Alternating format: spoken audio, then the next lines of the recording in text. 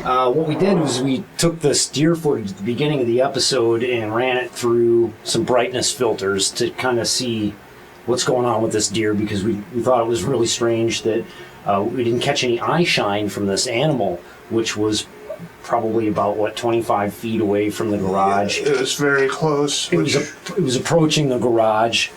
Pretty strange to begin with. They're finicky animals. They get scared easily. They usually run away if humans are around. Exactly. But this deer comes approaching, and I grabbed the camera to start filming it. And what we thought was strange is that no eye shine appeared from this deer. And actually, you don't really see much of a deer here at all, which I don't know if that's just because it's black or whatever, but we should have gotten eye shine. Well, yeah, and even we do. You'll notice that in episodes. Yeah, the IR light on a camera is right next to the lens. And so it has to make it, because the light bounces directly back at the lens as soon as it reflects off the back of the retina. So you get it on animals, and you'll get it more when they turn their head sometimes, because with animals, eyes are kind of on the side of the head, and right. At some point there should have been really strong glints of eye shine coming back at us from this deer, and there's just none of it. So we thought that was strange. And when we run the footage through brightness filters, we start seeing a few other anomalous features about this footage that I thought was important to go ahead and share with the viewers on this. So I'm going to play it through here first in real time and see if you notice anything weird. And then we'll go back and talk about what we think is weird here.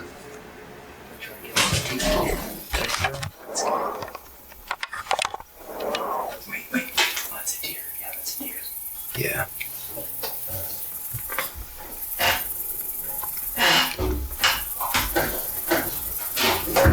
Good spot, man. I'm having trouble getting any eye shine.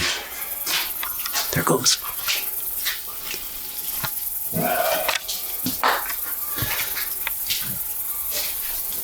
There was a deer out here. Okay, first of all, we're filming through a broken garage window, and there's a couple pieces of broken glass shards sticking out. There's one right here, and then there's one in the foreground right here, which is in front of a bush that's behind it. I can actually show you this a little better. You can see the edges of the glass right here. It's triangular shaped with this bush behind it, and you can make an outline of this glass. You can see the IR light glinting off of the edge of it. The deer that we were seeing is up in this area further back than this bush. This bush is very close to us. Now you'll notice with this bush, and I will remind you that there was no wind that night. It was very still, and this is confirmed by the other foliage that you can see here, bush and tree stuff here that is not moving at all. But for some reason, behind this bush, there is an object that appears to be moving. And instinctually, it really kind of looks like something peeking out from around that bush.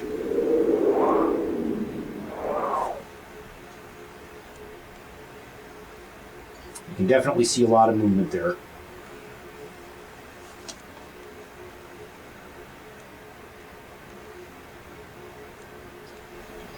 We've got this moving anomalous object here-ish, and then I want you to watch after the movement. There's some sort of a light that appears on the left side of this bush. It comes out from the left side and then moves up. So when the footage begins, you get a glint of light from the IR camera off the edge of this broken shard, and you can see the hard edge of the light on that piece of glass. Forward. There's this movement. You get a little glint of light here off of the edge of this broken shard of glass. And then right there, this odd light. Right before the deer goes running off. And as far as the deer is concerned, you do see some sort of an object moving away, but no specific eye shine. It does look like the body of the deer. It's hard to see because I had to jack up the brightness levels to get anything at all, so it's really pixelated and stuff, but you do see the deer moving there. You kind of see its distance from us, right? Bush is much closer. I'm much more concerned now with what is moving just behind this bush and the light anomaly that's attached to it. And you can see that whatever the object is, it extends over here. It has a part of its, dare to say, body over here that moves along with it. It's a part of it. It's almost translucent. I would say that bush is probably about 3.5 feet tall. So it's relatively a small thing, whatever it is. And we know that it's not the deer bumping into it, because the deer was considerably further back behind that. So what's causing this object to move? And then, I guess even if it is a piece of the bush moving due to wind, we're asking ourselves what this is. What is this light anomaly that comes out of the left edge of it? It's not a part of this broken shard. That's over here. This is something else. It moves out from the left side of the bush and then moves slightly upwards. What is it? This is all happening at the moment when we're filming this deer that has no eye shine. Yeah. Well, I'm mainly focused on the thing peeking around the bush. It's just too humanoid looking for me to be part of a bush. To me, it appears gnome-like, even probably the best way I could put it. A gnome, it's definitely the size, like you said, shorter than 3.5 feet. If you notice, it's shorter than the bush itself. Yeah. Just really begs the question, what did we just catch? Yeah, this is not so easy to explain. I mean, the movements it makes is, like, to me, it knows what it's doing. Yeah, it strikes me as intentional movement. And just at base level, it's like something's peeking at us. Yeah. Like hide and seek, kind of, back and forth. It looks to me like the head and shoulders of a humanoid figure.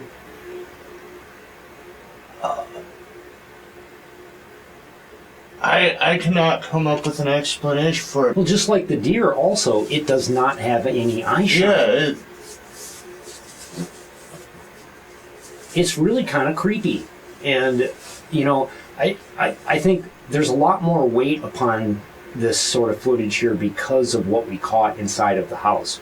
Because we know that is verifiable paranormal activity that happened to us in that house. I'm much more suspicious of this. Look at this. I mean, it really does look like a head and shoulder kind of profile here. right, and we did make the comment several times that it seemed to know when we were coming into the house because all the noises would stop. Yeah, I didn't think about that. So, did it have a spy on the outside? That is possible. I mean, we're in a field where anything is possible, so... Well, here's another feature about this. Neither Vinny or I, as we were gawking out the window at this deer, did we see the light anomaly, which we should have seen with our eyes, right? Correct. Yeah, that's pretty bright. I mean, granted, it kind of pops up right when that deer starts trekking off to the right. And you guys were focused on the deer. Yeah, so maybe we just missed it. But, I mean, that is a spot of luminous light that comes out of the left side of this bush. Like, I wonder if, this is far out there, but like I keep saying, anything's possible. Almost like it might have been an extraterrestrial, and maybe that's it beaming up. I'm being serious about that. Did you ever see the one extra that is out there on one of the I think it was the first Ward House episode? There's an extra where Tom, outside of the house, has a UFO sighting. Oh, crap. I see an orange light in the sky. It's bouncing up and down. Bouncing up and down. Dude. This is the second time we've been on a paranormal investigation and had a UFO sighting. You might have to call MUFON again. Oh, crap. I had to leave it out of the episode because we really wanted to just kind of focus on the activity going on in the house. And it's very similar to the UFO sighting that we had on Weary Road. Really? Very similar. He saw almost identical type of object way up in the atmosphere moving back and forth like it shouldn't have. Look at this light. This orange light in the sky starts zigzagging its way across the sky at about the altitude of the satellite. And next thing we know, we're having a UFO sighting. Goes up a little bit. Our cameras didn't pick up much of anything. You get to see this light that we're talking about, but it doesn't show the sort of motion on camera that we were experiencing. I've never seen anything like that. It makes me start to wonder if there's not a connection between UFOs and this sort of paranormal activity. Like, oh no, you can see satellites. They don't do this. It's all over the place. I really try to keep an open mind about this. Which direction? Where's my compass? We don't know what these beings are. You know, I have made comments about how some of the sounds we caught in the house sound alien. That's right. They do sound alien. They sound, in parts, they sound like a shape-shifting animal, and in other parts, it sounds like mechanical things. We did catch that mechanical rumbling in the house. There's mechanical rumbling. There's also that, like... The giant stapler. I mean... Exactly. That's a very mechanical sound. Yeah. And what do we have here? Like a biomechanical, like, gnome or something? You know, I don't know if you've read Communion, Whitley Strieber's, like, big famous book, but, you know, that is a component of the visitors. Okay. When the visitors come to him in the early days, they came to him in a very biomechanical way, that these things were like little robots almost that would, like, he'd be laying in bed and then one would, like, peek around the corner of his dresser and come out, you know, like a robot but with an alien face and, like, come marching up to his bed and shit. Is that someone there?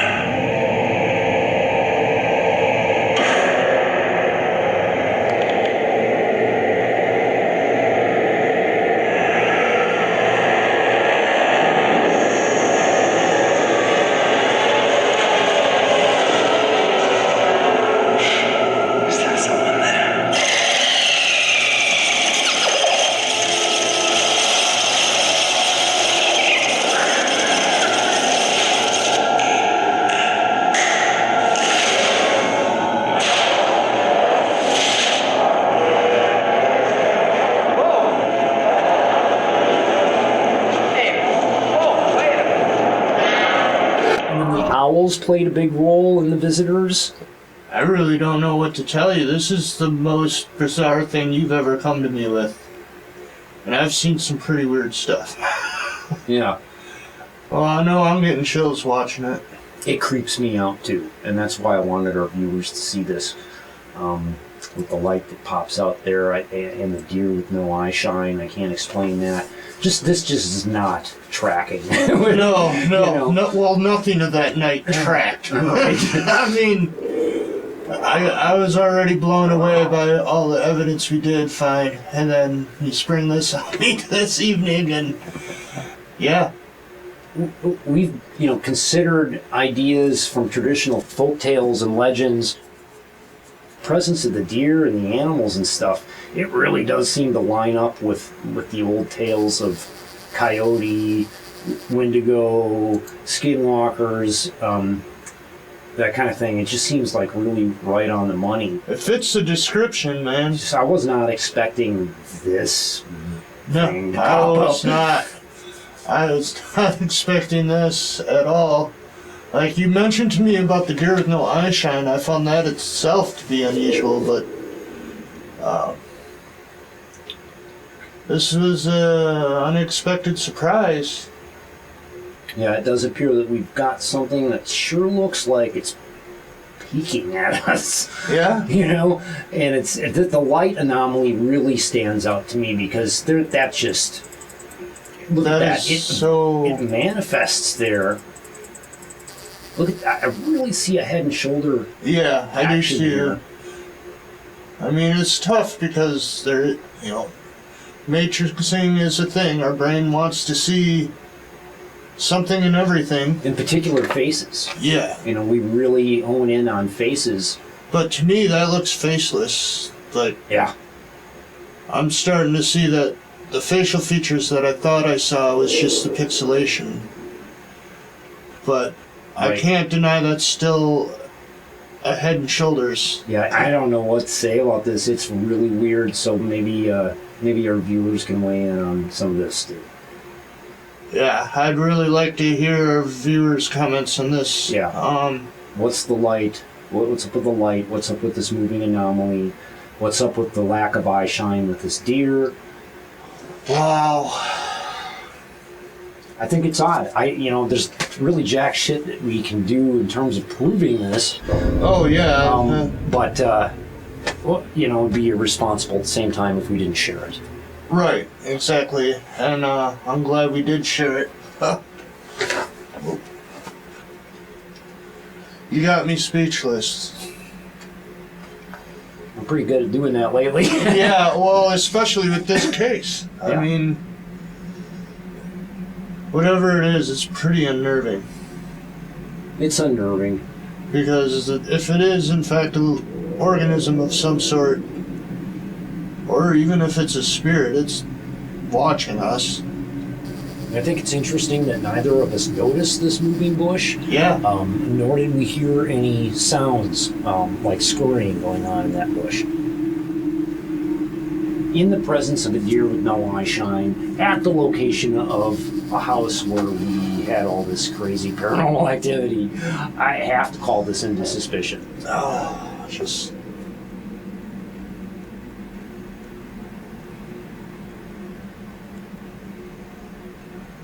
That is so bizarre. It really is strange.